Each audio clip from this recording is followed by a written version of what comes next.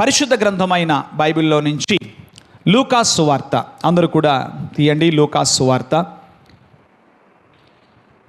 లూకాసు సువార్తలో ప్రభు అయిన యేసుక్రీస్తు ఆయన సిలువ వేయబడిన పిదప జరిగిన కార్యములేంటో అక్కడ మనం స్పష్టంగా చూస్తాం. లూకాసు సువార్తలో 23వ అధ్యాయం, లూకాసు సువార్త 23వ అధ్యాయంలో 50వ వచనము మనం చూద్దాం.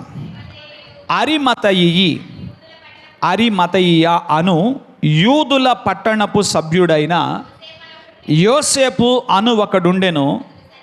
అతడు సజ్జనుడును నీతిమంతుడునై ఉండి వారి ఆలోచనకును వారు చేసిన పనికిని సమ్మతింపక దేవుని రాజ్యము కొరకు కనిపెట్టుచుండిన వాడు. అతడు పిలాతునొద్దకు వెళ్ళి యేసు దేహము తనకిమ్మని అడుగుకొని దానిని క్రిందికి దించి సన్నపు నారబట్టతో చుట్టి తొలిచిన రాతి సమాధిలో ఉంచెను. అందులో ఎవడును అంతకు మునుపు ఎన్నడును ఉంచబడలేదు.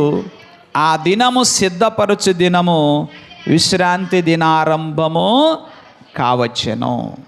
దేవుని పిల్లలారా, మనం చదివినటువంటి ఈ వాక్యము ప్రభువును సిలువ వేసిన తరువాత ఏం జరిగింది అన్న విషయాలని ఇక్కడ మనకు కనెక్ట్ చేస్తున్నాయి, కొనసాగింపును ఇస్తున్నాయి. ప్రభువును సిలువ వేసిన తరువాత, ఆయన సిలువలో తన ప్రాణం అర్పించిన తరువాత ఆయనను నాకు ఇమ్మని ఎవరు అడిగారు, ఆయనని బరియల్ చేయడానికి, సమాధి చేయడానికి ఎవరు ముందుకొచ్చారు అనే విషయాలు ఇక్కడ వ్రాయబడ్డాయి.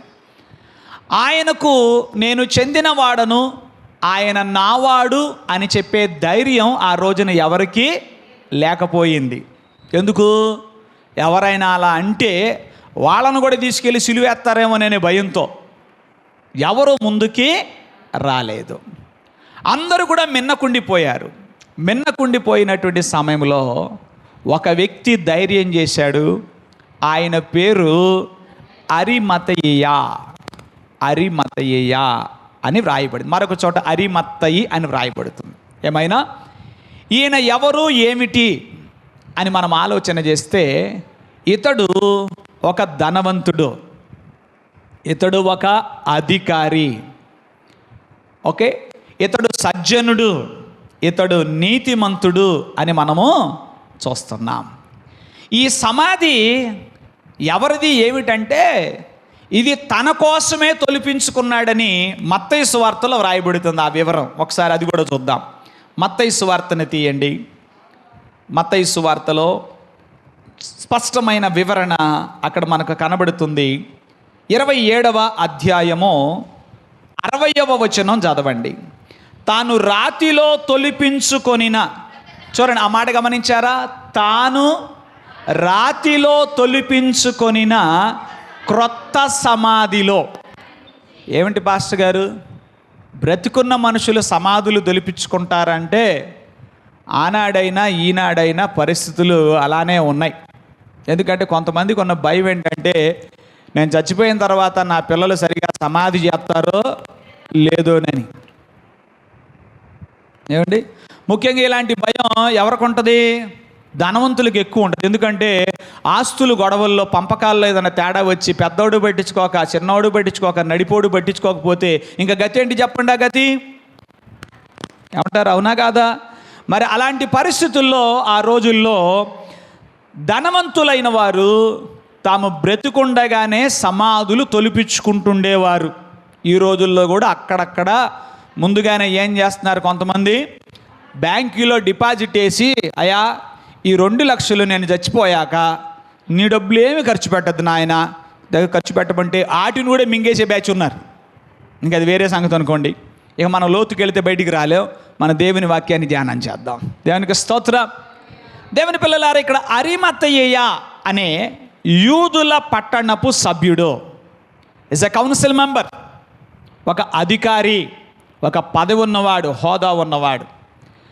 అక్కడ మనం చదివాం లూకాసు వార్తలో ప్రభు అయిన యేసుక్రీస్తుకు వ్యతిరేకంగా చేసిన ఆలోచనలో ఆ సభలో ఈయన కూడా ఉన్నాడు. కానీ మిగతా వాళ్ళ ఆలోచనని ఇతను ఏం చేయలేదట? చెప్పండి, మిగతా వాళ్ళ ఆలోచన ఇతను ఏం చేయలేదు? సమ్మతించలేదు అని ఉంది. ఎంత సమ్మతించకపోయినా మెజారిటీనే గెలుచుద్దిగా, అవునా కదా? అందరూ సిలువేయాలంటే ఈయన ఒక్కడు సిలువేయొద్దంటే ఆగుతారా చెప్పండి? యేసు ప్రభువు సిలువ వేయబడకుండా నిరోధించలేకపోయాడు, కానీ ఆయన సిలువ వేసిన తర్వాత ఆయనను మాత్రం సమాధి చేయగలిగాడు. ఈ పని మాత్రం చేయగలిగాడు. దేవునికి స్తోత్రం, హల్లెలూయా. దేవుని పిల్లలారా గమనించండి, అరిమతయ్య యోసేపు గవర్నర్ అయినటువంటి పిలాతుకు దరఖాస్తు చేసుకొని లేదా మనవి చేసుకొని, అయ్యా ఆయన దేహమును నాకిమ్మని తన కోసం తొలిపించుకున్న సమాధిలో, చెప్పండి, యేసును ఉంచాడు. అక్కడ ఇంకా స్పెసిఫిక్గా రాయబడింది, అంతకుముందు ఎవరును ఎప్పుడునూ దానిలో ఉంచబడలేదు. ఇవాళ పరిస్థితులు ఎలా ఉన్నాయో మీకు తెలుసు కదా. సమాధుల దొడ్లో ఒకదానిలో ఒకటి పెట్టాల్సిన పరిస్థితులు కూడా ఇవాళ ఏర్పడుతున్నాయి. కానీ ఇక్కడ మనం చూస్తే ఆ సమాధిలో ఎవరు ఎప్పుడూ ఉంచబడలేదు. అది క్రొత్త సమాధి, అది తన కొరకై రాతిలో తొలిపించుకొనిన సమాధి. అరిమతయ్య యోసేపు. గమనించండి, ఇది కూడా దేవుని వాక్య నెరవేర్పు ప్రకారంగానే జరిగింది. ఒకసారి ఆలోచన చేద్దాం. ఒకవేళ అరిమతయ్య యోసేపే గనక యేసు దేహమును నాకిమ్మని అడగకపోతే ఏం జరిగి ఉండేది? ఒకసారి ఆలోచన చేద్దాం. పాసిబిలిటీస్ని ఆలోచన, ఏం జరిగి ఉండేది చెప్పాలండి? ఏం జరిగి ఉండేది? యేసు దేహమును అలానే విడిచిపెడితే, ఆయన యొక్క దేహమును అలానే విడిచిపెడితే చాలా దుస్సంభవాలు జరగడానికి అవకాశాలు ఉన్నాయి. లేదా మరి ఇంకెక్కడో ఎవరూ పట్టించుకొని అనాథ శవాలను ఏం చేస్తారు? తోచిన చోట ఎక్కడో పడవేస్తారు. అలా వేయబడేది. మీలో చాలామందికి నేను చచ్చిపోయిన తర్వాత నాకేమగుననే చింతలు ఉన్నాయి కాదు. నేను బాగా ఎరుగుదును. కొంతమంది అయితే బాప్తిసం పొందాలని ఉన్నా బాప్తిసం పొందకపోవడానికి కారణం ఏంటంటే, నేను చచ్చిపోయాక నన్ను ఎవరు పట్టించుకుంటారో లేదో, నా పిల్లలు అసలే నన్ను ఏం చేస్తున్నారు? బెదిరిస్తున్నారు. ఇదిగో నువ్వు కానీ అడ్డుపడిపోయావనుకో, ఇక నీకు మాకు ఏమి లేదు, సంబంధం లేదు. ఈ మాట నేను స్వయంగా సేవా జీవితంలో అనుభవించి మరీ చెప్తున్నాను. అదేమిటంటే, మీ అందరూ ఎరుగుదురు, గతంలో కూడా మీతో పంచుకున్నాను. మనం కొంతకాలం పాటు సిరిపురంలో పరిచర్య కొరకు వెళ్ళాం. అక్కడ ఓ తల్లిగారు బాప్తీసం పొందడానికి ఎంతో ప్రేరణ ఉంది, కానీ పొందకపోవడానికి గల కారణం ఏంటంటే, అయ్యా నేను చచ్చిపోతే నన్ను సమాధి చేయరేమో, మా వాళ్ళు నన్ను పట్టించుకోరేమో, అందుకనే నేనేం చేయడం లేదు. దేవుని పిల్లలారా, నీవు మృతుడవు, మృతురాలవైన తర్వాత కూడా నీ దేహమును గురించి ఆయన పట్టించుకుంటాడు. హల్లెలూయా, హల్లెలూయా, హల్లెలూయా. దేవుని పిల్లలారా గమనిస్తే ఈ విషయాలన్నిటిని గురించి ముందుగానే ప్రవచనాత్మకంగా చెప్పబడింది. యెషయా గ్రంథంలో మనం చూస్తే, అందరు తీయండి, యెషయా గ్రంథం 53వ అధ్యాయం. యెషయా గ్రంథం 53వ అధ్యాయం 9వ వచనం చదువుదాం. అతడు మరణమైనప్పుడు భక్తిహీనులతో అతనికి సమాధి నియమింపబడిన. యెషయా గ్రంథం 53వ అధ్యాయం 9వ వచనం. అతడు మరణమైనప్పుడు భక్తిహీనులతో అతనికి సమాధి నియమింపబడిను, ధనవంతుని యొద్ద అతడు ఉంచబడిను. ఇందాక మిమ్మల్ని అడిగాను, మీరెవరు సమాధానం చెప్పలేదు నాకు. ఏమని? యేసు ప్రభు దేహమును గనక అరిమతయ్య యోసేపు అడగకపోతే ఏమై ఉండేదంటే, ఏమోలే పాస్టర్ గారు, అదేదో మీరే కాస్త ఆలోచించి సమాధానం చెప్పండి అన్నట్టు మీరు అందరూ తదేకంగా చూస్తున్నారు. మంచిదే. ఏమై ఉండేదంటే, ఆయనతో కూడా ఇద్దరు దొంగలను ఏం చేశారు? సిలువేశారుగా. అయితే ఆ దొంగలతో పాటు ఈయన కూడా ఏం చేసేవాళ్ళు? సమాధి చేసేవాళ్ళు. లేకపోతే గవర్నమెంట్ వాళ్ళు ఏదన్నా చేసేవాళ్ళు, లేకపోతే అలా వదిలేసేవాళ్ళు. ఏం జరిగేదో మనకు తెలియదు. కానీ ఇక్కడ వ్రాయబడింది, అతడు మరణమైనప్పుడు భక్తిహీనులతో అతనికి సమాధి నియమింపబడెను, ధనవంతుని యొద్ద అతడు ఉంచబడెను. నియమింపబడిన కానీ మనుషులు నీ గురించి చాలా చాలా ఆలోచన చేస్తారు. నిన్ను అట్ట చేయాలని ఇట్ట చేయాలని, నీ మీద కక్ష తీర్చుకోవాలని, చనిపోయిన తర్వాత కూడా కక్ష తీర్చుకునే రకాలు కొంతమంది ఉంటారు. అలాంటి వాళ్ళు ఉంటే ఉండొచ్చు, కానీ అది వారి వలన కాదు. ఆమేన్. భక్తిహీనులతో ఆయన ఒక సమాధి నియమింపబడిందట, కానీ ధనవంతుని యొద్ద అతడు ఉంచబడ్డాడు. దేవునికి స్తోత్రం. అరిమత్తయ్య యోసేపు యేసుప్రభు శిష్యుడేమీ కాదు. యేసుప్రభు పరిచర్య చేస్తున్న దినాల్లో ఆయన వెంబడించిన వాడేమీ కాదు. అయినప్పటికీ కూడా ఈ సమయానికి తాను యేసు దేహమును తనకి ఇమ్మని అడగటానికి ముందుకొచ్చినట్లుగా మనం చూస్తాం. మునిపెన్నడూ సహాయము చేయడానికి రాని వారిని నీకు సహాయం చేయడానికి తోడుకొని వచ్చుటలో ఆయన చాలిన దేవుడు. దేవునికి స్తోత్రం కలుగునుగాక. హల్లెలూయా. ఇక్కడ మనం గమనిస్తున్నాం కదా, అరిమత్తయి యోసేపు ఇంతకుముందు ఎన్నడూ యేసును వెంబడించిన వాడు కాదు, కానీ ఈ సమయంలో యేసు దేహమును తనకిమ్మని అడగటానికి ఆయన ముందుకొచ్చినట్లుగా మనం చూస్తున్నాం. దేవుని పిల్లలారా, వచ్చాడు, సమాధిని సిద్ధం చేసి చక్కగా యేసు దేహమును తీసుకెళ్ళి అక్కడ ఉంచాడు. ఒకవేళ ఆ ఉంచబడినటువంటి ఆ సమాధి రాతిని పొర్లించినట్టుగా చూడండి, అరిమత్తయి యోసేపు అంత ప్రయాసతో చక్కగా ఎవరూ పట్టించుకోకపోయినా, ఇందాక కీర్తన గ్రంథంలో మనం చూసాం కదా, ఈ లోకం ఎలాంటిదో తెలుసా? బ్రతకనివ్వదు. ఎవరు పట్టించుకోకపోయినా అరిమత్తయ్య యోసేపు వచ్చి ఆయన ఈ సమాధిలో ఉంచాడు కదా, మిగతా వాళ్ళు అలా విడిచిపెడితే బాగుండేది కదా, అలా విడిచిపెట్టాల. మత్తయి సువార్తలు మనం చూస్తే ఆ పరిసయ్యులు పిలాతు వద్దకు వచ్చి, అంటే ఎంతగా వారు వెంటాడుతున్నారనే విషయాన్ని, సాతానుడు ఎంతగా దేవుని మహిమను అడ్డగించాలని ప్రయత్నం చేస్తున్నాడో మనం చూస్తాం. చూడండి 62వ వచనం, మత్తయి సువార్త 27వ అధ్యాయం. మరునాడు అనగా సిద్ధపరచు దినమునకు మరుసటి దినమున ప్రధాన యాజకులు పరిసయ్యులు పిలాతు నొద్దకు కూడి వచ్చి, అయ్యా, ఆ వంచకుడు సజీవుడై ఉండినప్పుడు 3 దినములైన తరువాత నేను లేచెదనని చెప్పినది మాకు జ్ఞాపకమున్నది. కాబట్టి 3వ దినము వరకు సమాధిని భద్రము చేయ నాజ్ఞాపించుము అని అన్నాడు. దేవునికి స్తోత్రం. 3వ దినము వరకు సమాధిని భద్రము చేయుటకు ఆజ్ఞాపించమని చెప్పాడు. చూడండి, ముందు రోజేమో ఎవరు చేశారు? అరిమత్తయి యోసేపు చక్కగా సమాధి చేశాడు. అక్కడతో ఆగారా? ప్రధాన యాజకులు, శాస్త్రులు, సద్దూకయ్యులు ఆగారా? ఆగలేదు. వాళ్ళు ఏం చేశారు?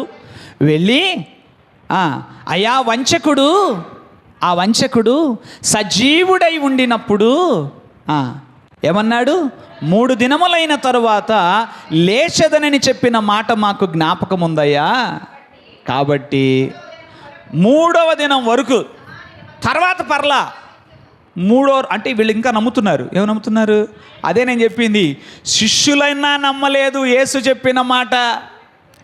వీళ్ళకి ఎక్కడో లోపల, అందుకని ఎప్పటి వరకు అడుగుతున్నారు? 3వ రోజు వరకు సమాధిని భద్రం చేయమన్నారు. భద్రం చేయమంటే చూడండి 66వ వచనం చూస్తాం. అందుకు పిలాతు అన్నాడు, కావలి వారు ఉన్నారు కదా, ఎంతమంది గార్డ్స్ని తీసుకెళ్తారో తీసుకెళ్ళండి. ఎంతమంది ఫోర్స్ని పంపించమంటారు? 2 బెటాలియన్లు పంపించనా? 3 బెటాలియన్లు పంపించనా? ఎంతమందిని కావాలండి అంతమందిని తీసుకెళ్ళండి. మీ చేతనైనంత మట్టుకు. అందరూ అనండి ఒకసారి, ఇంకోసారి అనండి, ఇంకొంచెం బలంగానండి. మీ చేతనైనంత మట్టుకు. మీరు కూడా ఏమనాలో తెలుసా? ఈ పునరుద్ధాన దినమని చెప్పండి. సాతానా ఏంటి నోరు రావట్లేదు? ఏమనరా? ప్రేమ, స్నేహమా? మరేంటి? కమాన్, సాతానా నీ చేతనైనంత చేసుకోవాయా. ఓ వెళ్ళు. ఏంటి అంటలేదేంటి? దగ్గరట్టి పెట్టుకుంటారా? మరి చెప్పండి, సాతానా నీ చేతనైనంత చేసుకో, వెళ్ళు, గో, చేతనైనంత చేసుకో. నాకు నాకు నా పునరుద్ధానుడైన ప్రభు ఉన్నాడు. I have the power of resurrection. దేవునికి స్తోత్రం. నీ చేతనైనంత చేసుకో, కానీ నా ప్రభువును అడ్డగించలేవు. నా ప్రభువు శక్తిని నీవు అడ్డగించలేవు. దేవునికి స్తోత్రం కలుగునుగాక. అది మనం చెప్పాల్సిన మాట. పునరుద్ధాన దినం చర్చికి వెళ్ళాం, ప్రార్థన చేసుకున్నాం, ఇంటికి వచ్చాం కాదు. ఆత్మశక్తిని పొంది వెళ్ళాలి. హల్లెలూయా. ఆత్మబలముతో వెళ్ళాలి. యేసు 40 రోజులు ఉపవాసం ఉండి గలిలయకు ఆత్మబలముతో తిరిగి వెళ్ళాడట. మరి మీరు మీ ఇంటికి ఏ బలంతో వెళతారు? ఇంటికి ఎట్ట వెళ్తారంట? ఎండకి సోలిపోయి అమ్మయ్య పాస్టర్ గారు ఇవాళన్నా పెందలకాడ ముగిస్తారంటే ఈరోజు కూడా విడిచిపెట్టాడు కదా ఆయన. అలా నా గురించి శనిగితే మీకు ఇసుమంత దీవెన కూడా రాదు. హల్లెలూయా. గ్యారంటీ. ఇవాళ చెబుతున్నా, ఎవరైనా సేవకుని మీద శనిగారా ఆశీర్వాదం మిస్ అయిపోతారంతే. నేను చెప్పినట్టుగా చేయాలి మీరు అందరు. దేవునికి స్తోత్రం. ఏమంటున్నా నేను? నీ చేతనైనంత మట్టుకు చేసుకో. హల్లెలూయా. అదే అక్కడ ఉన్న వాటిలో చదువుతున్నా. ఇది నా డైలాగులు కాదు, దేవుని వాక్యం. ఆమేన్. This is not normal dialogues. దేవుని వాక్యం. మీ చేత కావలి వారు ఉన్నారు కదా, మీ వాళ్ళు మీకు ఉన్నారుగా, మీ సైనికులు ఉన్నారు. ఎంత మెజారిటీ మీదే కదా. దేవునికి స్తోత్రం. ఏంటి మెజారిటీ? చేతనైనంత మట్టుకు భద్రం చేసుకోండి అయ్యా అంటే వెళ్ళారండి. ఆల్రెడీ రాయి బొర్లిచ్చుంటే మళ్ళీ ముద్ర వేశారంట. అదే అక్కడ ఉన్న మాటేనండి, చదవండి ఒకసారి. ఏం చేశారు వాళ్ళు? కావలి వారు ఉన్నారు కదా, మీరు వెళ్ళండి మీ చేతనైనంత మట్టుకు. అంటే పిలాతు కూడా విసిగిపోయి ఉన్నాడు. విని ఇని ఇని ఇని విసిగిపోయినాడు. ఎవరి మాట? ఆల్రెడీ చెప్పాడు, రే నా మాటేనండి, ఈయనలో నాకే దోషమో కనిపించట్లా, ఎవరిని పాడు చేసినోడు కాదు, ఏమిటి ఏ మనిషికి కీడు చేసినోడు కాదు ఈయన. ఆయన ఉపదేశం ద్వారా 4 మనుషులు బాగుపడ్డారు, 4 కుటుంబాలు బాగుపడ్డాయి. 4 అంటే 4 అని కాదు, మాట వరుసకి బాగుపడ్డాయి. కొద్దిమందిని బాగు చేశాడు, మృజులు సైతం లేచారని మీ వాళ్ళే చెప్పుకుంటున్నారు. ఇంకెందుకర్రా ఈయన్ని సిలువేయమంటారు? నా మాటేనండి. మీకు అంత కచ్చా కోపం ఉంటే ఇంకేదన్నది వేసుకోండి, కానీ ఈయనట్టు చేయబాకండి అని చెప్తుంటే విన్నారా మనుషులు? వినలేదు. కొంతమంది వాళ్ళు పెద్ద మనుషులు చెబుతుంటారు, రే ఏదో ప్రార్థనకు పోతుందిరా, ఏం చేసింది నీకేమైనా హాని చేసిందా? నీ ఆస్తిని పాడు చేసే పనులు ఏమైనా చేసిందా అమ్మాయి? పోనీరా, నేను బానేనో, ఇది నా పొరువు ఎట్ట. నీకు ఒక పొరువు మళ్ళీ ఏంటి? నా పొరువు, నా ప్రతిష్ట ఏం కావాలి? ప్రార్థనకి వెళ్తే పరువు పోద్దా? ప్రార్థనకి వెళ్తే ప్రతిష్ట పోద్దా? ఏమండి ఇవాళ జనాలు అలా అనుకోవట్లేదు కదా, ప్రజలు అలా అనుకోవట్లే. ఏం చేస్తున్నారు? ఇది నా పొరువు ప్రతిష్టలకు సంబంధించిన విషయం, ప్రార్థనకు పోవడానికి లేదంటాడు అక్కడ. పిలాతు విసిగిపోయాడు. వద్దంటే కొరడాలతో కొట్టించారు. వాళ్ళ ఆవిడ కూడా వచ్చి చెప్పింది, అయ్యా నీతిమంతుడు అయ్యా మనుషుడు, ఆయన జోలి పోబాకవయ్యా అంటే భార్య చెప్పినా కూడా చేసేదేమి లేక జనాల మాటలకు లోబడి అక్కడికి కొరడాలతో కొట్టించాడు. మూర్ఖుడే, క్రూరుడే, కానీ యేసు విషయములో ఎక్కడో మనసులో కాస్తంత ఆ జాలి దయ ఉంది. చనిపోయిన తర్వాత కూడా విడిచిపెట్టట్లే వీళ్ళు. ఎవరు? పరిసయ్యులు. మీరెవ్వరు పట్టించుకోకపోయినా, అదే కదండి, నువ్వెవ్వరు పట్టించుకోకపోయినా అరిమత్త యోసేపు చక్కగా ఘనంగా ఏమండి చక్కగా సమాధి చేస్తే అప్పటికి కూడా వీళ్ళ కోపం ఏమవట్లా. కొంతమంది అంటారు ఇంటి నుంచి వెళ్ళగొడతారు. ఏమండి ఆడు బతికాడు, అది బతుకుతాడు, బతకనివ్వరు. ఏం చేస్తారు? అక్కడ కూడా ఏటాడుతూ ఉంటారు. వీళ్ళు అదే టైపు ఉన్నారంటారు. ఇవాళ కూడా ప్రధాన యాజకులు ఉన్నారా? కాదు, వాళ్ళ పేరు ప్రధాన యాజకులు కాదులే, ఇంకేదో పేరుతో మాత్రం ఖచ్చితంగా ఉన్నారా? ఉనికిలో ఉన్నారా వీళ్ళు? ఇట్లాంటి మనుషుల సమాజంలో ఉన్నారా? ఉన్నారు. వెళ్ళి అంటున్నారు, ఆ వంచకుడు అంట. ఏమంటున్నారు? సజీవుణ్ణి, ఏమండి బోధకుణ్ణి, నీతిమంతుణ్ణి ఏమంటున్నారు? ఆ వంచకుడు అంటున్నారు అని నానా రకంగా నోటికొచ్చినట్టు మాట్లాడి చెప్తే విసిగిపోయిన పిలాతు అన్నాడు, కావలసినంతమంది కావలి వాళ్ళని తీసుకెళ్ళండి అయ్యా, వాళ్ళని కూడా మీతో ఉంచుకోండి, రాతికి ముద్రేసి. దేనికంట? రాతికి ముద్రేసి సమాధిని భద్రం చేశారు. ముద్రేసి ఏం చేశారు? భద్రం చేశారు. భద్రం చేసినప్పటికీ కూడా ముద్రను గెలిచాడు యేసు. దేవునికి స్తోత్రం. వాస్తవంగా రాతికి ఎందుకు ముద్రేశారంటే మీరు ఆలోచన చేయండి. ఇవాళ కూడా అక్కడక్కడ మీరు చూస్తుంటారు, గవర్నమెంట్ వాళ్ళు ఏవైనా కొన్ని ఆస్తులను సీజ్ చేసినప్పుడు వాళ్ళు ఏం చేస్తారంటే తాళం వేసాక, నాకు చిన్నప్పుడు అర్థమయ్యేది కాదు ఈ మర్మం, అస్సలు అర్థమయ్యేది కాదు, నేను కూడా చూసా చాలా. తాళం వేసి ఇంతలో తాళం కప్పేసి దాని మీద 2 దారాలు, ఓ పేపరు, ఆ పేపర్ మీద నలుపో లేదా ఎరుపు రంగులో కీలు ఉంటుంది. నేను అనుకుంటాను వీడు తాళం వేసి మళ్ళీ ఇది ఎందుకు వేసాడు? తాళం ఇంతలా ఉంది కదా, దారం ఇటు పేపర్ పెట్టి కత్తిరితే పోదు. లక్కన పీకడం పెద్ద కష్టం కాదు, కానీ భయపడేది తాళంకి కాదు, ఆ తాళం మీద ఉన్న ముద్ర. ఎందుకంటే ముద్రను భంగం చేస్తే నువ్వు ప్రభుత్వ ధిక్కారపు కేసు నీ మీద పెట్టి జీవితంలో మళ్ళీ బయటికి రావడం లోపల పెడతారు. అందుకని అది దారమే అయినా దానికి భయపడతారు. ఎందుకు భయపడతారు? అది పేపర్ అయినా దానికి భయపడతారు, అది లక్కే అయినా దానికి భయపడతారు. ఎందుకు? ముద్ర. అందున ఇది ఎవరి ముద్ర? రోమావారి ముద్ర, రోమా రాణువ వారి ముద్ర, ఇది గవర్నర్ గారి ముద్ర. ఎవడైనా భంగం చేస్తే పిలాతు ఎట్టాడాడు తెలుసా మీకు? వాళ్ళెవరో గలిలయులట వచ్చారట పండక్కి బలులు అర్పించడానికి. కోపం వచ్చింది వాళ్ళ మీద, వాళ్ళ బలులతో పాటు వాళ్ళని చంపేసి వాళ్ళ రక్తాన్ని కలిపేశాడు. సామాన్యుడు కాదు, ఆయన చరిత్ర బైబిల్లో ఉంది, విడిగా కూడా మీరు చదువుకోవచ్చు పిలాతు ఎటువంటి వాడు. అందుకని భయపడి ఎవ్వరూ ఆ వైపుకు పోకున్నాడు. శిష్యులు అప్పటికే భయపడి పారిపోయా, ఇంకా వాళ్ళు ఏమవుతారు చెప్పండి? కానీ వీళ్ళు సమాధిని ఆ విధంగా భద్రం చేయించారు. ఇప్పుడు మనం చూద్దాం, ఆ సమాధి మూయబడి లేదు, అది తెరవబడిన సమాధిగా ఉంది. దేవునికి స్తోత్రం, హల్లెలూయా. ఈరోజు మన ధ్యానాంశం ఇదే, మన నిండైన నిరీక్షణకు ఖాళీ సమాధియే ఆధారం. హల్లెలూయా. నిండైన నిరీక్షణకు ఖాళీ సమాధియే ఆధారము. దేవునికి స్తోత్రం కలుగునుగాక. హల్లెలూయా. దేవుని పిల్లలారా గమనించండి, పునరుద్ధాన సందేశము నిరీక్షణ సందేశం. పునరుద్ధాన సందేశం ఏంటి? The message of resurrection is the message of hope. ఒకవేళ ఆ సమాధి అలానే ఉండిపోతే, ఆ రాయి అలానే ఉండిపోతే, ఆ ముద్ర అలానే ఉండిపోతే మనకు నిరీక్షణ లేదు. మన ప్రభువు మరణమును గెలిచి లేచినవాడు. ఓ మరణమా నీ ముల్లెక్కడా, ఓ మరణమా నీ విజయం ఎక్కడని మరణపు ముళ్ళును విరిచాడు.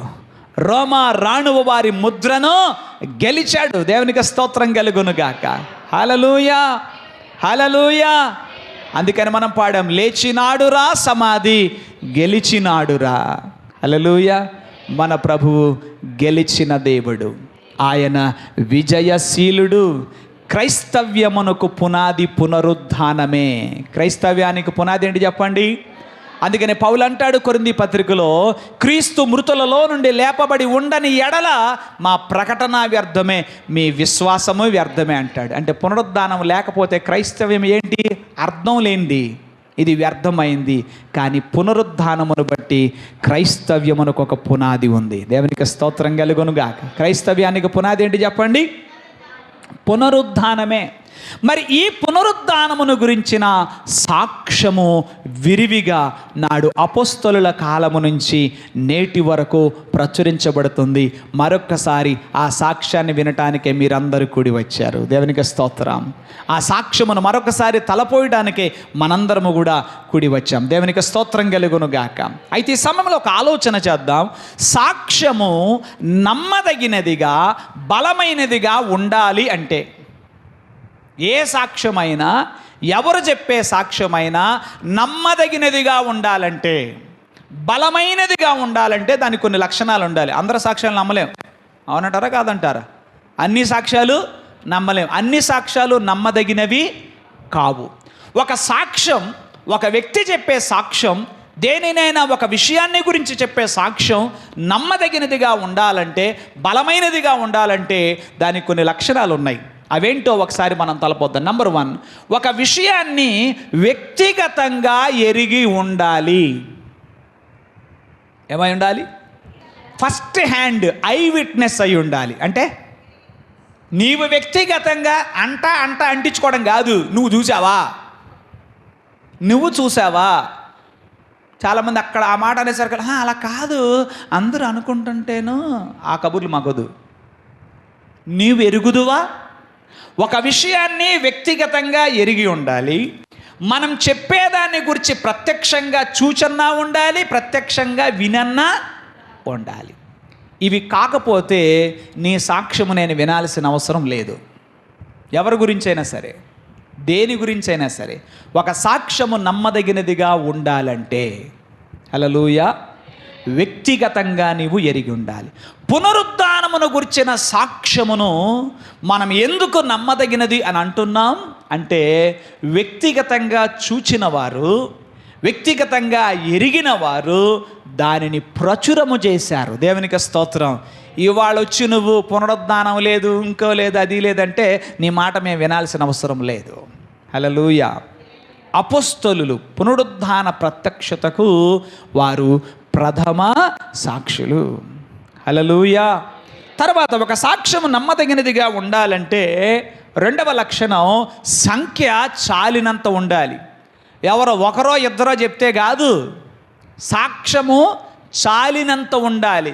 అప్పుడప్పుడు మనం చూస్తాం కోర్టుల్లో కేసులు కొట్టేసేటప్పుడు ఇలా చెప్తారు జడ్జి గారు, ఏమనంటే తగినంత సాక్ష్యాధారములు లేనందున ఈ కేసు కొట్టివేయడమయ్యింది అని.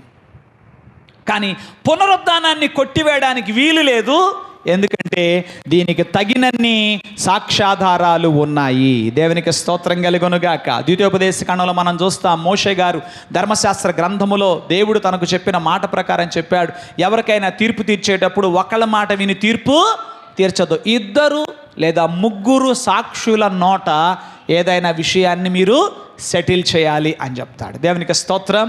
తర్వాత మూడవది కీలకమైనది, ఈ లక్షణం మీరు మర్చిపోకూడదు.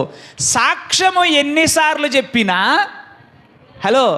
సాక్ష్యము ఎన్నిసార్లు చెప్పినా దాని విలువ మారకూడదు. అప్పుడే అది బలపడును. ఏంటట? ఎన్నిసార్లు చెప్పినా, ఎంతమంది చెప్పినా ఏమవ్వకూడదు, దాని విలువ మారకూడదు. ఒకడు అంటాడు, ఏమండి ఆయన నేను సెంటర్లో అంబేద్కర్ గారి బొమ్మ దగ్గర చూశానండి అంటే ఒకడొకడు. ఇంకోటి వస్తాడు నిరూపించడానికి, అవునండి చూశానండి నిజంగానే ఉన్నాడండి ఎన్టీఆర్ గారి బొమ్మ దగ్గర అన్నాడు అనుకోండి, మనం నమ్మచ్చు అంటారా? ఒకడేమేమంటున్నాడు చెప్పాలండి, మన ఊర్లో ఉన్న బొమ్మలండి, రోడ్డుకి ఆదరొకటి, రోడ్డుకి ఇదొకటి ఉంది కదా, ప్రతి కార్యక్రమానికి అవే కదా ఆధారం, రాజకీయ కార్యక్రమాలకి అవే ఆధారం, సాంఘిక కార్యక్రమాలకి ఆ బొమ్మలే ఆధారం, అంతేనా? ఒకటి ఉంది కదా. ఒకళ్ళు ఏమంటున్నారు, అదిగో నువ్వు అక్కడ ఉన్నావు, ఎక్కడున్నావు, నేను చూశానండి అంబేద్కర్ గారి బొమ్మ దగ్గర అన్నాడు ఒక ఆయన. ఇంకో ఆయన ఏమన్నాడు, ఎన్టీఆర్ గారి బొమ్మ దగ్గర అంటున్నాడు. అప్పుడు మనం తెలుసుకోవాలి వీళ్ళిద్దరూ సరైన వాళ్ళు కాదు. ఎందుకు కాదు? ఇవి అబద్ధ సాక్ష్యాలు ఇవి. ఎందుకంటే ఏమైంది, ఒకడు ఒకలాగా మరొకడు మరొకలాగా చెప్తా ఉన్నాడు. కానీ మనం గమనిస్తే ప్రభువు పునరుద్ధానమును గురించిన సాక్ష్యము ఎందరు చెప్పినా ఎంత చెప్పినా అది ఏకరీతిగా ఉంది. దేవునికి స్తోత్రం కలుగునుగాక. హల్లెలూయా, హల్లెలూయా. ఆయన పునరుద్ధానుడయ్యాడు. దేవునికి స్తోత్రం. హల్లెలూయా. ఆయన మృతులలో లేడు, ఆయన సజీవుడు అన్నటువంటి సాక్ష్యము అలాగునా ముందుకొచ్చింది. దేవుని పిల్లలారా, ఇంకా మనం చూస్తే క్రీస్తు ప్రభువు పునరుద్ధానుడైన తరువాత 12 సార్లు తన్ను తాను ప్రత్యక్షపరుచుకున్నాడు. ఎన్ని మార్లు? 12 సార్లు తనను తాను వేరు సందర్భాల్లో వేరు స్థలాల్లో తనను తాను ఆయన ప్రత్యక్షపరుచుకున్నాడు. అయితే ఇన్ని రుజువులు కనబడుతున్నప్పటికీ కొంతమంది వితండవాదం చేసేవాళ్ళు మాట్లాడే మాట ఏంటంటే, ఒక 3 థీరీలు ఉన్నాయండి ప్రధానమైన ప్రభువు పునరుద్ధానమును గురించి వ్యర్థముగా మాట్లాడేవారు చెప్పేటువంటి కొన్ని సంగతులు ఏంటంటే, వాళ్ళు అంటారు రాంగ్ టూంబ్ థీరీ అని ఒకటి ఉంది. అంటే ఆ స్త్రీలంట కంగారులో యేసు ప్రభు నుంచినటువంటి సమాధి దగ్గరికి కాకుండా ఇంకో సమాధి దగ్గరికి పోయారంట. ఏమన్నా అర్థం ఉందా దానికి? పోనీ వాళ్ళు కంగారు పడ్డారు, తప్పిపోయారంటే ఇంకొకళ్ళు వచ్చి అడ్రస్ చెప్తారా? సరే ఎవరు లేరు, అరిమత్తయి యేసేపు వచ్చి అడ్రస్ చెబుతాడా? ఎందుకు? ఆయన సమాధి ఆయన గుర్తుండదా? మీకు గుర్తుండదా ఉండదా? మాట్లాడరేంటండి? మరి ఈ థీరీకి ఏమన్నా అర్థం ఉందంటారా? ఊరికి నోటికి వచ్చినట్టు మాట్లాడితే సరిపోతుందా? ఏం థీరీ అంట, పేరు మళ్ళీ పెద్ద థీరీ. స్కాలర్లు మళ్ళీ వీళ్ళు పండితులు బయలుదేరారు, ఏమంటున్నారట? రాంగ్ టూంబ్ థీరీ అంట. వేరే సమాధి దగ్గరకు పొరపాటున వెళ్ళి యేసు మృతులలో నుండి లేచనని ప్రచారం చేశారు, అంతా ఒట్టిది అంటున్నారు. అయ్యా మరి అట్లయితే అరిమత్తయి యోసేపు ఉన్నాడు కదా నాయన, పోనీ ఎక్కువ రోజులు కూడా అవ్వలేదుగా, 3 రోజులేగా, 3 రోజులకే మర్చిపోయారా? సరే అనుకుందాము. అనుకున్న ఆ సమాధి ఎవరిదని మనం చూస్తున్నాం చరిత్రాత్మకంగా, హిస్టారికల్గా. అది అరిమత్తయ్య యోసేపు యొక్క సొంత సమాధి. ఆయనకు తెలీదంటారా? పోనీ వీళ్ళు ఎలా చెప్పినా రోమన్ సైనికులు వాళ్ళు తేలికైన వాళ్ళు చూపించరా? సో దానికి అర్థము లేదు. మరొకళ్ళు చెప్పే మాట ఏంటంటే స్వూన్ థియరీ. అంటే యేసు ప్రభు అంట సిలువ వేసినప్పుడు చనిపోలేదట, ఆయన మూర్ఛపోయాడట. కంగారుపడి వీళ్ళు తొందరగా దింపేసట కూలింగ్ సమాధిలో పెడితేనంట ఆ కూలింగ్ దెబ్బకి ఏమయ్యాడట? మరి మన మార్చిరీలో ఎన్ని దేహాలు వస్తున్నాయో బయటకు ఒకసారి తెలుసుకుంటే పోద్ది. అవునా? కూలింగ్కి ఏమయ్యాడట? ఆయన మృతుల్లో నుండి లేచి వచ్చాడు. వీళ్ళు పొరపాటు పడ్డారంటారు. అర్థము లేనటువంటి వ్యర్థమైన మాటలు ఇవన్నీ. ఇంకొకళ్ళు అంటారు ఫ్రాడ్ థియరీ అంట. ఫ్రాడ్ థియరీ అంటే మోసం చేశారండి శిష్యులంట.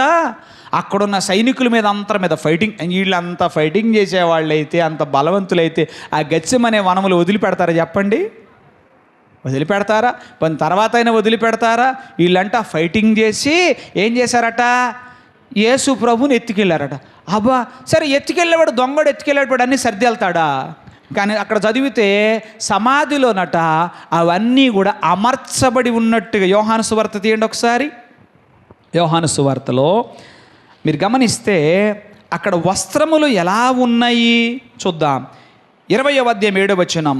నారబట్టలు పడియుండుటయు ఆయన తల రుమాలు నారబట్టల యొద్ద ఉండక వేరుగా ఒక చోట చుట్టి పెట్టి ఉండుటయు చూచెను. ఏంటంట? సరే అనుకుందాం, శిష్యులు వచ్చి ఎత్తుకెళ్తారనుకుందాం. వాళ్ళు ప్రశాంతంగా ఆయనకున్నటువంటి ఆ దేహమునుకున్నవన్నీ విప్పి సర్ది మడతబెట్టి వెళతారా? అలాంటి పనులు చేస్తారా? దీన్ని బట్టి అర్థమవుతుందిగా ఏంటి? అది అర్థము లేని సిద్ధాంతం, వ్యర్థ సిద్ధాంతాలు. ఇటువంటి వ్యర్థమైన వాటిని చెవికెక్కించుకొని మా పాస్టర్ గారు మర్మాలు చెప్పలేదో, మా పాస్టర్ గారు ఇంకొంచెం చదువుకుంటే బాగుండేదేమో అని మీరు అనుకోవాల్సిన అవసరంలా. ఏమండి, మనము విశ్వసించటానికి మనకున్న ఆధారాలు చాలు.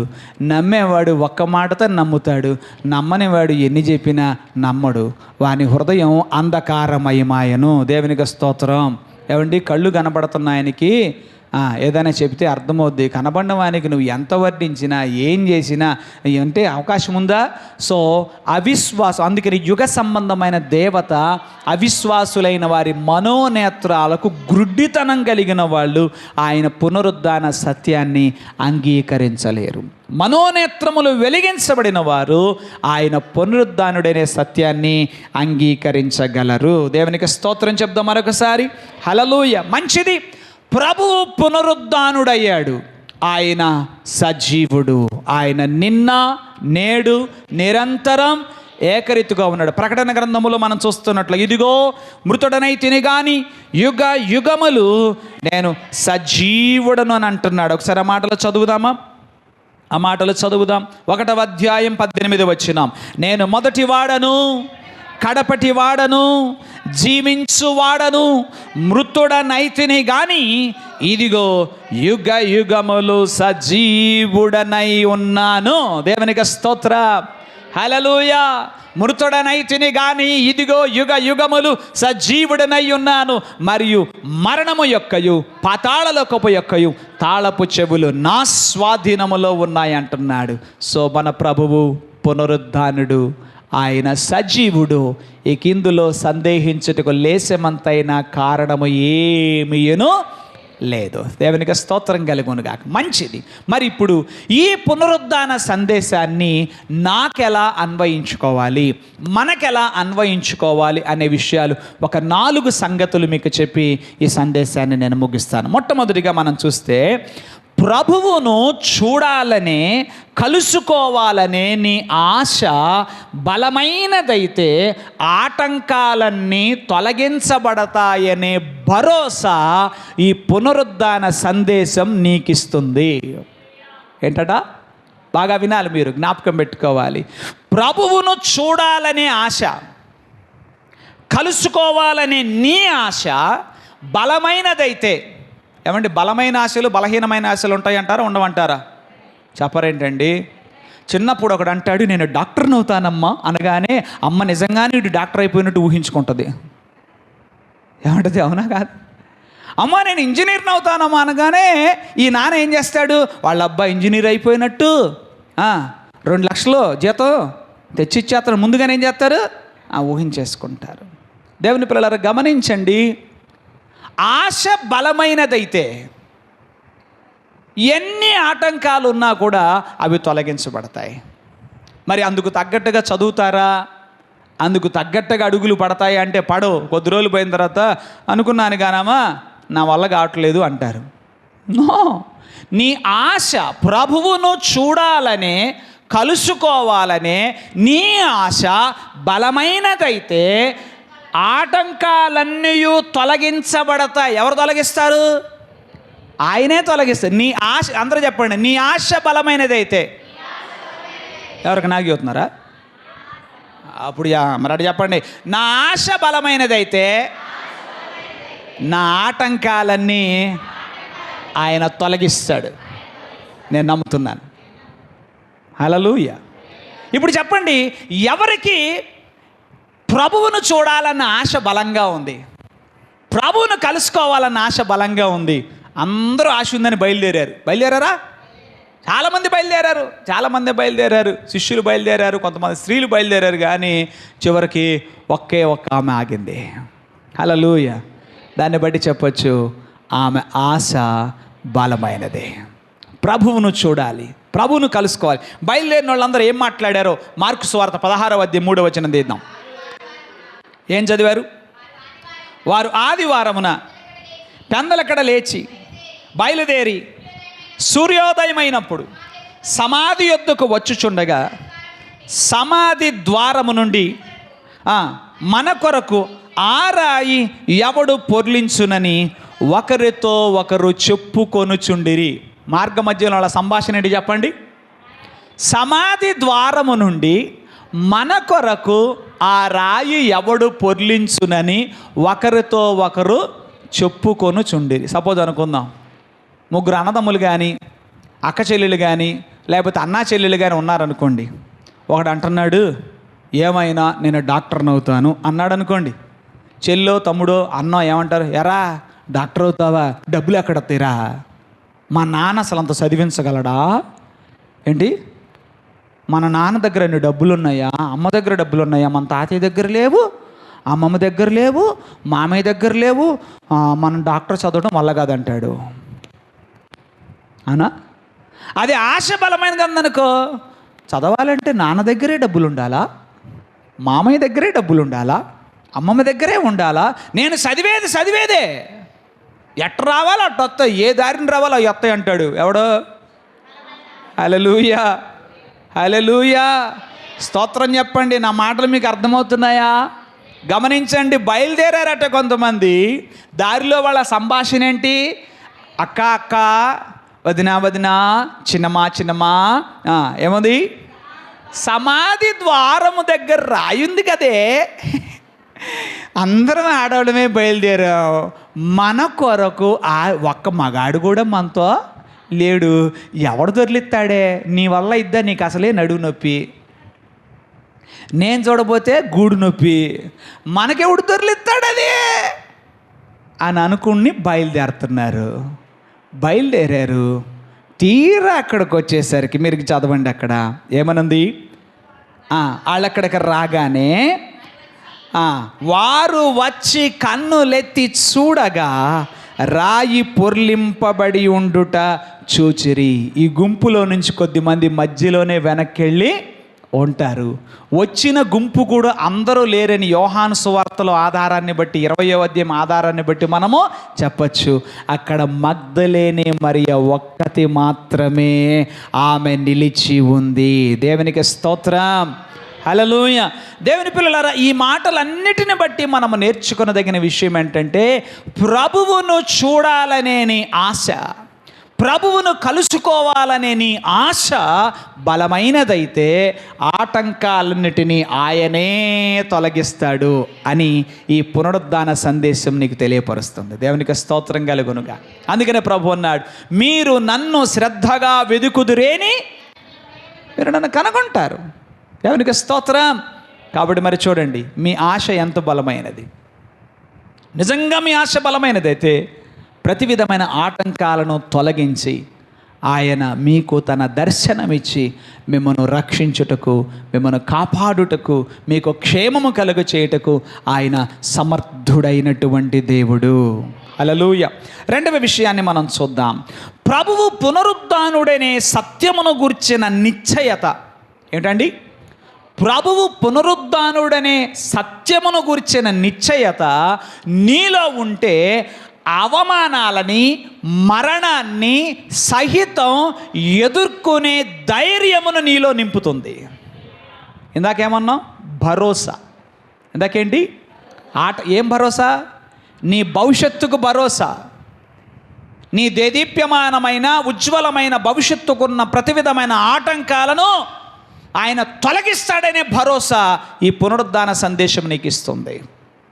రెండవదిగా మనం చూస్తే, ప్రభువు పునరుద్ధానుడనేటువంటి సత్యమును గూర్చిన నిశ్చయత నీలో ఉంటే అది అవమానాల్ని అధిగమిస్తుంది, మరణాన్ని సైతం ఎదుర్కొనే ధైర్యాన్ని నీకు ఇస్తుంది. అపోస్తలుల కార్యం 5వ అధ్యాయం 41వ వచనం చదువుదాం.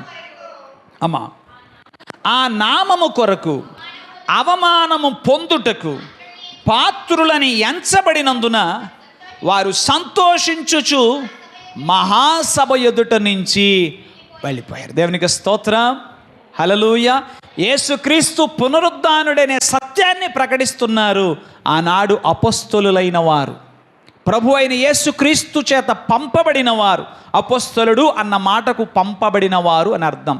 ప్రభువు తన పునరుద్ధాన ప్రత్యక్షత తన శిష్యులకు అనుగ్రహించి, మీరు సర్వలోకమునకు వెళ్ళి సర్వ సృష్టికి సువార్తను ప్రకటించండి అని అప్పచెప్పి పంపించాడు. అపొస్తలుడు అంటే ఏమనుకున్నారు? అపొస్తలుడు అనే పదం అది గ్రీకు భాషా పదం. అపొస్తలుడు అన్న మాటకు పంపబడినవాడు అని అర్థం. ఎవరు పంపించారు వీళ్ళని? వీళ్ళు పంపబడిన వారైతే వీళ్ళని పంపిన వాళ్ళు ఎవరు? ప్రభువు, దేవుడు. ఆయన పంపించాడు. ఏమని చెప్పి పంపించాడు? నా ప్రత్యక్షతను మీరు చూచారు కదా, గో యు, వెళ్ళండి, మీరు వెళ్ళి సర్వలోకమునకు చాటించండి. దేవుని పిల్లలారా, ఒక భక్తుడు అన్నాడు, ప్రభువు రండి అని చెప్పిన మాటను మనం ఎంత ఆధిక్యతగా భావిస్తున్నామో, వెళ్ళండి అని చెప్పిన మాటను అంత బాధ్యతగా భావించాలి. యేసు ప్రభు ఆయన చెప్పిన మాటలు 2 జ్ఞాపకం చేస్తాను. ప్రయాసపడి భారము మోసుకొనుచున్న సమస్త జనులారా నా యొద్దకు రండి, నేను మీకు విశ్రాంతి. నువ్వు ఎప్పుడు ఇదే పాట పాడిక ఒక్క పాటే వచ్చు. ఏంటది? ప్రయాసపడి భారము మోసుకొనుచున్న సమస్త జనులారా నా యొద్దకు రమ్మన్నావయ్యా, నేను వచ్చానయ్యా, నా భారాలు తీర్చయ్యా అంటావు. ఇదేనా ఇక ఎప్పుడు? మరి అదే ప్రభు ఈ మాట చెప్పాడు కదా, ఏమని? సర్వలోకమునకు వెళ్ళండి, సర్వసృష్టికి సువార్తను ప్రకటించి. ఎప్పుడన్నా చేసావు ఈ పని? ఎప్పుడు రావటమేనా? వెళ్ళటమే ఉండదా? ఏమండి, రావటమేనా ప్రతిసారి? ఎక్కడికి? రూపాయి అవసరమైనా రావటమే, 2 రూపాయలు అవసరమైనా రావటమే. చెప్పాలి, 1000 రూపాయలు అవసరమైన రావటం. అయ్యో పాస్టర్ గారు మీరే చెప్పారుగా మొన్న వాక్యం, మళ్ళీ మరి నాకే ఎదురు చెబుతారు మళ్ళీ. ఏమని? ప్రభు రమ్మన్నాడు, ఆయన రమ్మన్నాడు, రమ్మన్న దేవుడు పొమ్మన్నాడు కూడా. దేవునికి స్తోత్రం కలుగునుగా. ఎక్కడికి పొమ్మన్నాడు? సర్వలోకమునకు వెళ్ళండి, సర్వ సృష్టికి సువార్తను ప్రకటించండి, నేను పునరుద్ధానుడనే సత్యాన్ని వెల్లడించండి, ప్రకటించండి అని చెప్పాడు. రండి అని చెప్పిన ఆయన పిలుపును మనం ఎంత ఆధిక్యతగా భావిస్తున్నామో, వెళ్ళండి అని చెప్పిన ఆయన మాటను కూడా అంతే బాధ్యతగా మనం భావించాలి. మన ఆధిక్యతలు గొప్పవే, మన బాధ్యతలు కూడా గొప్పవే. దేవునికి స్తోత్రం కలుగును గాక. మరి అపొస్తలులైన వారు ప్రభువు నామము నిమిత్తము అవమానాలను భరించారు. ఎందుకు భరించారు వాళ్ళు? ఎందుకు భరించారు? ఆయన పునరుత్థానుడనే సత్యాన్ని గురించిన నిశ్చయత వాళ్ళలో ఉంది కాబట్టి అవమానాల్ని భరించగలిగారు. ఇంకా చెప్పాలంటే మరణాన్ని సైతం ధైర్యంగా ఎదుర్కొన్నారు. బైబిల్ స్టడీలో మనం చూస్తున్నాం కదా, శిష్యులైన వారి జీవిత చరిత్రలో మనం చూస్తున్నాం. అందరూ కూడా హతసాక్షులయ్యారు. మరణాన్ని ధీటుగా ఎదుర్కొన్నారు వాళ్ళు. ఆ ధైర్యము ఎప్పుడు వస్తుంది నీలో? ప్రభువు పునరుద్ధానుడనే సత్యమును గూర్చిన నిశ్చయత నీలో ఉంటే అవమానాల్ని, మరణాన్ని సైతం ఎదుర్కొనే ఆ ధీటైన ధైర్యము మనలో నింపబడుతుంది. దేవునికి స్తోత్రం కలుగును గాక. హల్లెలూయా. మూడవ విషయాన్ని మనం చూద్దాం. మరణం తరువాత జీవితం ఉందనే సత్యాన్ని నీవు సంపూర్ణంగా విశ్వసిస్తే, పునరుద్ధానం అందుకు రుజువండి. ఏం చెప్పండి? మరణం తరువాత జీవితం ఉందనే సత్యాన్ని నీవు సంపూర్ణంగా విశ్వసిస్తే ఈ లోకమందలి అల్పమైన విషయాలను బట్టి కలిగే చింత, దుఃఖము వంటి వాటిపై సంపూర్ణ విడుదల నీకు లభిస్తుంది. హల్లెలూయా, హల్లెలూయా. ఏమిటట? మరణం తరువాత జీవితము ఉంది. ఇందాక చెప్పాను కదా, హేళన చేసేవాళ్ళు ఏంటి మరణం తర్వాత జీవితమా, అయ్యో మాకు తెలియదులే అన్నాడు అనుకో. నిజంగానే నీకు తెలియదు. పౌలు భలే క్లాసికల్ ఎగ్జాంపుల్ చెప్పాడండి. ఎట్లాంటి సామాన్యుడికైనా అర్థమయ్యే ఒక మంచి ఉదాహరణ వాడాడు. అదేంటంటే, అయ్యా గోధుమ గింజ భూమిలో వేసాం, విత్తనం చస్తుందా? చస్తుంది. కానీ దానిలో నుండి మొలక వస్తుంది కదా. దేవునికి స్తోత్రం. సరే, మనకు గోధుమ పంట లేదు ఇక్కడ. అందరూ చలికాలం వచ్చేసరికల్లా ఆ ఇంట్లో 2 చిక్కుడు గింజలు, ఈ ఇంట్లో 2 చిక్కుడు గింజలు అడుక్కొని, ఇంటి దగ్గర స్థలం లేకపోయినా గోడెమ్మటి ఏం చేస్తారు? చిక్కుడుకాయల మీద ఉన్న ప్రేమతో ఏం చేస్తారు? విత్తనాలు విత్తుతారు కదా. చిక్కుడు బద్దలు ఉంటాయి కదా, 2 బద్దలు ఉంటాయి కదా. ఏం నాటారు, విత్తనాన్ని విత్తారు, అవి రాలిపోతాయి, అవి అడ్రస్ ఉండదు. కానీ దానిలో నుండి ఒక నూతన జీవం. దేవునికి స్తోత్రం. మరి దాన్ని నమ్ముతున్నావుగా నువ్వు? దాన్ని పౌలు ఎంత అద్భుతంగా చెప్పాడంటే, గోధుమ గింజను భూమిలో వేస్తాం, ఆ పాత శరీరము పోతుంది, అది సరికొత్త శరీరాన్ని ధరించుకుంటుంది. అలాగే నీలోనున్న ఆత్మకు చావు లేదు. నీ శరీరం రాలిపోయినా, నీ శరీరం ఇదైపోయినా, మరణం తరువాత ఏముంది? మీరందరం, దేవుని వాక్యం చెప్తుంది, there is life after death. దేవునికి స్తోత్రం. మరణం తరువాత ఏముంది? జీవితం ఉంది. ఈ విషయాన్ని గనక నీవు సంపూర్ణంగా విశ్వసిస్తే ఈ లోకమందలి అల్పమైన విషయాలను గూర్చిన చింత, దుఃఖం, వీటన్నిటిపై నీకు సంపూర్ణ విడుదల లభిస్తుంది. ఇక జీవితం అంతా ఇక్కడే ఉన్నట్టు, ఏ కొంచెం తక్కువైనా, ఏ కొరతైనా ఒకటే దుఃఖం, ఒకటే చింత. కానీ దేవుని పిల్లలారా, విశ్వాస వీరుల పట్టిక చూస్తే వాళ్ళు పునాదులు కలిగిన పట్టణం వైపు చూశారట. దేవునికి స్తోత్రం. పౌలు ఏమంటాడు ఒకసారి మనం చదువుదాం. 2 కొరింథీ పత్రిక 4వ అధ్యాయం 16వ వచనం.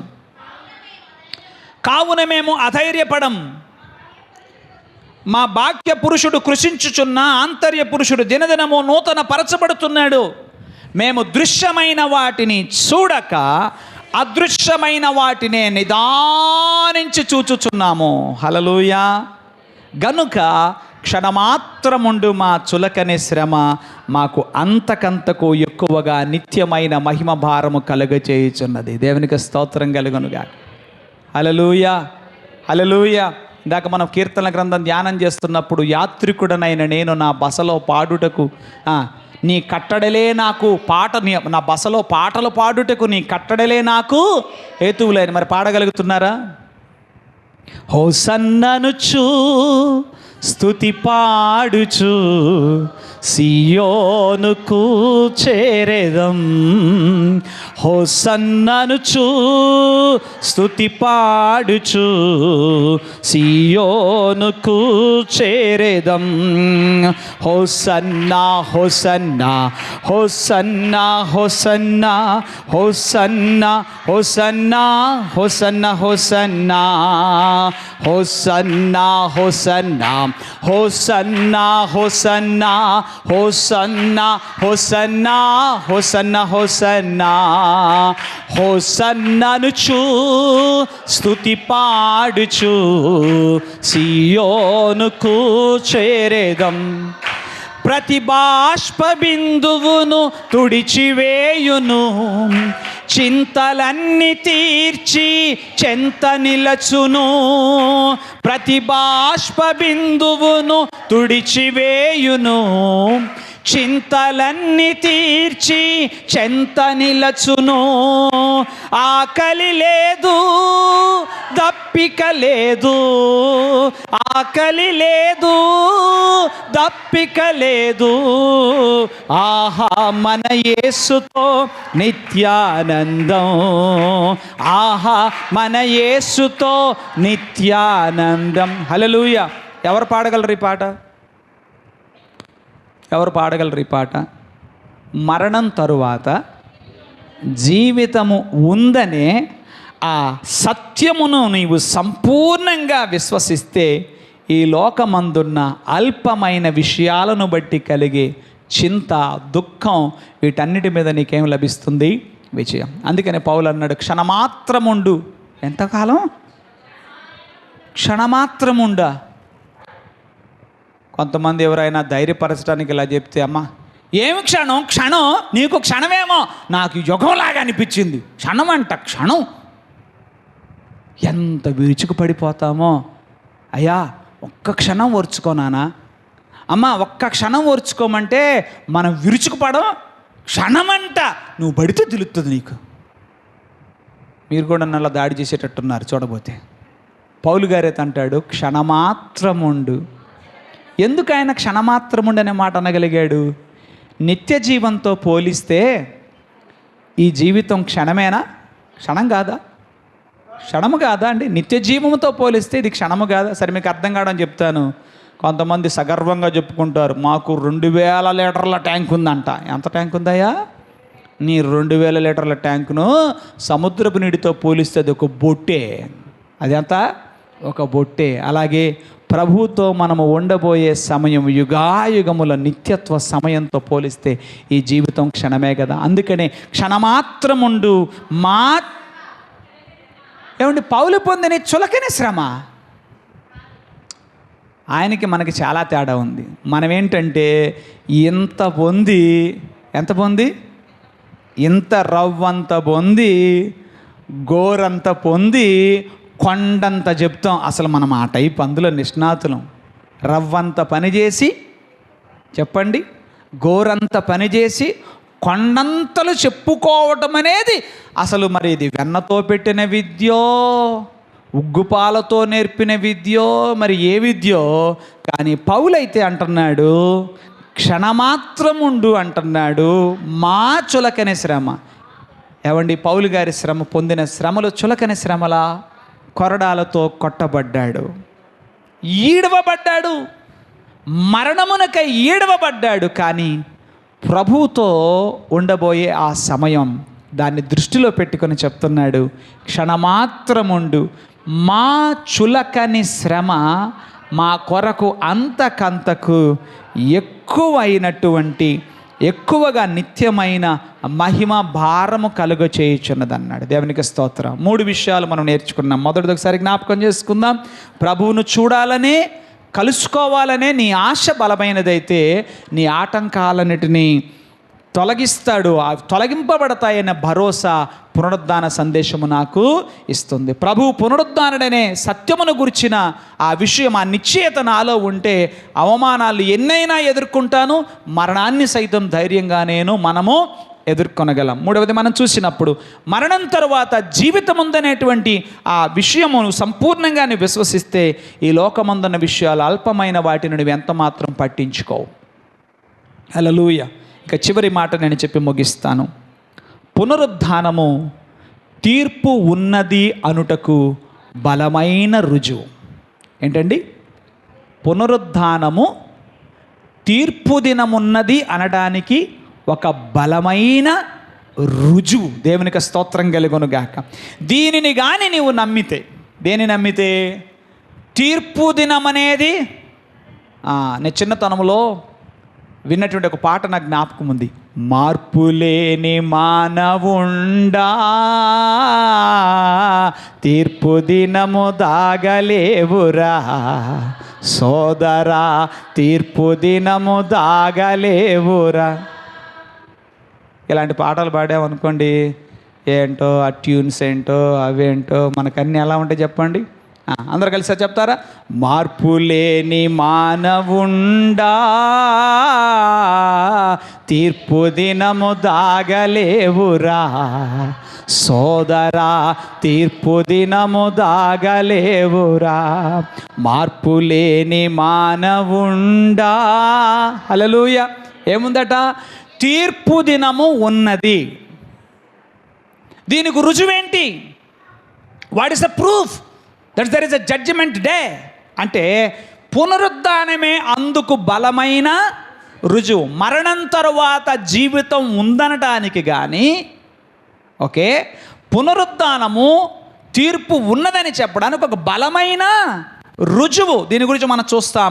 అపోస్తల కార్యములు తీయండి చెప్తాను. అపోస్తల కార్యాల్లో 17వ అధ్యాయం 31వ వచనం చదువుదాం. ఎందుకనగా తాను నియమించిన మనుషుని చేత నీతిని అనుసరించి భూలోకానికి తీర్పు తీర్చబోయేడి ఒక దినమును నిర్ణయించి ఉన్నాడు. మృతులలో నుండి ఆయనను లేపినందున దీనిని నమ్ముటకు అందరికీ ఆధారము కలుగజేసి ఉన్నాడు. ఒకవేళ యేసు ప్రభు పునరుద్ధానుడు కాకపోయి ఉండుంటే మనము తీర్పు దినము ఉన్నదనే విషయాన్ని నమ్మాల్సిన అవసరమే లేదు. కానీ ఆయన పునరుద్ధానము దేనికి బలమైన రుజువుగా ఉన్నది? దేనికి బలమైన రుజువుగా ఉన్నది? తీర్పు దినమునకు బలమైన రుజువుగా ఉన్నది. నేను చాలాసార్లు మీతో చెప్తూ వచ్చాను, యేసు ప్రభు యొక్క రెండవ రాకడను మనం ఎందుకు బలముగా విశ్వసించాలి అంటే, ఆయన మొదటి రాకడకు ముందే 100 సంవత్సరాలకు పూర్వము చెప్పబడిన ప్రవచనాలు అన్నీ చెప్పండి, ఆయన జననము గురించి కానీ, ఆయన జీవితమును గురించి కానీ, ఆయన మరణమును గురించి కానీ, ఆయన పునరుద్ధానమును గురించి కానీ చెప్పబడిన ప్రతి ప్రవచనం అక్షరం పొల్లు పోకుండా నెరవేరాయా? ఇందాక మీతో చెప్పాను, ఇప్పుడే కదా ఈ ప్రసంగం ప్రారంభంలో మీతో చెప్పాను. ఒకవేళ అరిమత్తయ్య యోసేపే గనక యేసు ప్రభు దేహమును తనకిమ్మని అడగకపోయుంటే అని అంటానికి అవకాశం లేదు. అడగాల్సిందే. దేవునికి స్తోత్రం. తెలియకుండానైనా అడగాల్సిందే. ఎందుకంటే అన్నిటిపైన ఆధిపత్యం గల సార్వభౌముడు. ఇంతగా సార్వభౌమత్వానికి నిర్వచనం ఏంటో మీకు చెప్పినట్టున్నాను, మీరు కొంచెం మర్చిపోయినట్టున్నారు. మరోసారి నాకు జ్ఞాపకం చేయండి. అందరిపై, అన్నిటిపై, అన్ని సమయాలలో, అన్ని స్థలాలలో అధికారము కలిగి ఉండటమే సార్వభౌమాధిపత్యం. హల్లెలూయా. నా యేసు సార్వభౌముడు. ఆయన అందరిపై అధికారము గలవాడు, అన్నిటిపై అధికారము గలవాడు, అన్ని స్థలాలలో, అన్ని సమయాలలో అధికారము గలవాడు. History is his story. హల్లెలూయా, హల్లెలూయా. భక్తిహీనులతో ఆయనకు సమాధి నియమింపబడెను. అతడు ధనవంతుని యొద్ద ఉంచబడెను. ధనవంతుడైన అరిమత్తయ్య యోసేపులు సమాధిలో యేసు దేహము ఉంచబడింది. మొదటి రాకడకు సంబంధించిన ప్రవచనాలు ఇంత ఖచ్చితత్వంతో నెరవేరినప్పుడు ఇక రెండవ రాకడకు సంబంధించిన ప్రవచనాలు మరింత ఖచ్చితత్వంతో నెరవేరుతాయి కదా. హల్లెలూయా. అందుకనే ప్రియ సహోదరులారా, సహోదరిలారా, ఇక ఏమాత్రము సంకోచించొద్దు, ఆలస్యము చేయొద్దు, తడవు చేయొద్దు. యేసు ప్రభువును నీ సొంత రక్షకునిగా అంగీకరించి ఆయన ఉపదేశమును అనుసరించి నడుచుకొని ధన్యుడవు, ధన్యురాలవు కమ్మని ప్రేమతో నా 2 చేతులు జోడించి మనవి చేస్తున్నాను. ఆ మాట ఎవరో చెప్పారు, ఈ మాట ఎవరో చెప్పారు, ఆ ఊర్లో అదన్నారు, ఈ ఊర్లో అన్నారు. కట్టిపెట్టు. నీ కన్నులకు కట్టినట్లుగా రుజువులతో సాక్షాధారములతో దేవుని వాక్యము కనబడుతుండగా ఇంకా ఎందుకు సందేహము? సందేహమేలా, సంశయమదేలా. హల్లెలూయా. ప్రభు యేసు గాయములను పరికించి చూడు, గాయాలలో నీ వేలు ఆకించి చూడు. సందేహమేలా, సంశయమదేలా. హల్లెలూయా. ఏంటండి? సందేహమేలా, సంశయమేలా. ప్రభు యేసు గాయములను పరికించి చూడు, గాయాలలో నీ వేలు తాకించి చూడు. ఎవరి గురించి? నీ గురించి అయితే కాదే. తోమా గురించా? మీ గురించి కాదా? ఇన్ని ఆధారాలు కనపడుతున్నా ఎన్ని సందేహాలు. ఆ మధ్య ఒక ఆయన అంటాడు, పాస్టర్ గారు నాకు ఇంకొక సందేహం ఉందండి, అది తీరాక బాప్తీసం తీసుకున్నట్టు అన్నాడు. అయ్యో బాబోయ్, ఏంటట? ఇంకొక సందేహం ఉందంట, అది కూడా తీరాక. ఇంకొక ఆమె ఎలాగంటే, పాస్టర్ గారు నేను ఇంకొకటి కోరుకున్నా, అన్నీ నెరవేరే పాస్టర్ గారు, ఇంకొక కోరిక పెండింగ్ ఉందండి, ఆ కోరిక కూడా తీరాక ఇంకా ఆయన నేను ఆయన అంటున్నారు. అయ్యో, సందేహమేలా, సంశయమదేలా. ప్రభు యేసు గాయములను పరికించి చూడు, గాయాలలో నీ వేలు తాకించి చూడు. ఈ పునరుద్ధానము తీర్పు దినము ఉన్నదనడానికి బలమైన రుజువు. హల్లెలూయా, హల్లెలూయా. పునరుద్ధాన దేహాన్ని గురించిన సందేహముతో తోమా ఉన్నప్పుడు ఆ తోమాకు ప్రభు ఇచ్చిన రుజువిది. తోమా, సందేహించక నమ్ము. నీవు చూచి నమ్మావు, చూడక నమ్మిన వారు ధన్యులు. దేవునికి స్తోత్రం కలుగునుగా. రండి ఇప్పుడు వాక్యములకు వెళదాం. ఈ మాటలుగా మన పునరుద్ధానము తీర్పు ఉన్నదనడానికి బలమైన రుజువు. దీనిని కానీ నమ్మితే ప్రతి విధమైన అపవిత్రతకు దూరంగా బ్రతకడానికి కావలసిన బలము, పవిత్రమైన భయము పునరుద్ధాన సందేశం నీకు కలిగించాలి. హల్లెలూయా. ఏంటి చర్చికి వెళ్ళావా? ఎప్పుడు వెళ్ళవకమ్మాయ్? కాదులే, ఏంటంటే ఇవాళ ఈస్టర్ అని. అది కాదు. దేవుని సన్నిధిలోనికి వచ్చి ఆయన మాటలు విన్న నీలో ఈ పునరుద్ధాన సందేశం ఏం కలిగించాలి? ప్రతి విధమైన అపవిత్రతకు దూరంగా బ్రతకడానికి కావలసిన బలం, ఆమేన్, పవిత్రమైన భయాన్ని నీలో కలిగిస్తుంది. ఇక 2 వాక్యాలు చదివి నేను ముగిస్తాను. అందరు నాతో కలిసి చూడండి. ఫిలిప్పీ పత్రిక 3వ అధ్యాయం 11వ వచనం చదువుదాం. ఫిలిప్పీ పత్రిక 3వ అధ్యాయం 11వ వచనం.